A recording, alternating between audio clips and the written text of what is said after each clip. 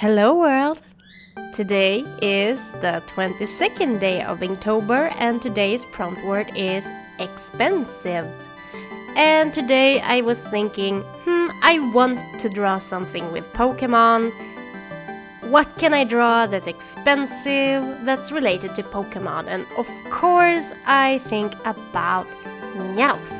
A lot of people might not know this, but that golden thing that Meowth has on his forehead, that's actually the old type of currency that they used to have in Japan. So that's what money used to look like. It was a piece of gold shaped like that, and that was the Japanese gold coins. So I was thinking about mixing Meowth with those old types of coins with some newer type of coins, and what is expensive and hard to obtain in Pokemon. And I don't actually know if it's really that expensive to get the Master Ball, but it's hard to get a Master Ball. You usually only get one in each game, so I decided to put one in there. It's the first time I ever drew a Master Ball, so it turned out a little bit wonky, but meh, it will have to do. So that's why I drew Meowth today. I also drew this at a pretty extreme angle, so when I noticed the overhead view, well, Meowth wasn't that elongated when I looked, or from my perspective, so whoops, I'm still getting used to drawing with a camera over my head and not getting my head into the picture. It's harder than you think. I'm one of those people who like to put my nose to the paper when I draw. So it's been a learning curve, and it's still a learning curve. I also tried zooming in a little bit more because I've noticed that my videos, the art is kind of tiny. So I decided to zoom down. Well, the angle is a bit wonky, but does it bother you? Do you think about it? Does it look weird to you? Let me know. So, since I didn't talk about this in my other video, I thought it could be a good little story time for today's video. So, if you don't like bugs, or if you have severe phobia just listening to people experience their own arachnophobia, you might wanna turn off here, and I will TTY later. But this is my story time about how I lost my fear of spiders. I used to be very scared of spiders because when I was very young, my older brother, you know, as it always is, it's always the older brother, he told me that spiders would crawl in through your nose, down into your lungs, die, and then rot inside of your lungs. And that thought horrified me so much. It really traumatized me, and I still to this day think and feel this whenever I see a tiny spider. But when I was around 10 years old, my classmates were a little bit weird, so we would have things where certain things were popular and trending. That's not the weird part, but the things that would be trending were usually kind of weird. So there was a time where it was popular to collect snails.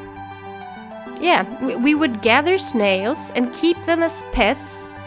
Most kids would not be very kind to those snails. They would just put them in a big bucket and keep them there with no food or no nothing. They all, well, a lot of them died, not all of them. Luckily, they were saved by a lot of parents who did not want their kids to have icky snails in buckets at home. So, when that trend died, the next big thing, spiders. So, being the outcast wanting to fit in, of course, I also started collecting these spiders. We would go out during recess and collect the spiders.